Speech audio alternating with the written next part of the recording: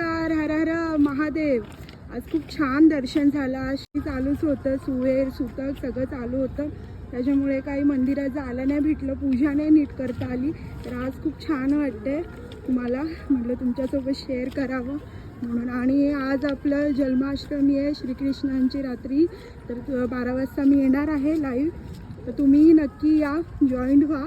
आपण मस्तपैकी श्रीकृष्णांची जन्माष्टमी साजरी करणार आहोत. तर नक्की या तुम्ही पण, खूप आवडेल तुम्हालाही. घरी चालली आहे. झालं फायनली माझं दर्शन वगैरे मस्त झालं, खूप छान. आणि खरं सांगू नाही शकत की इतकं सुंदर वाटतं ना मंदिरात जाऊन.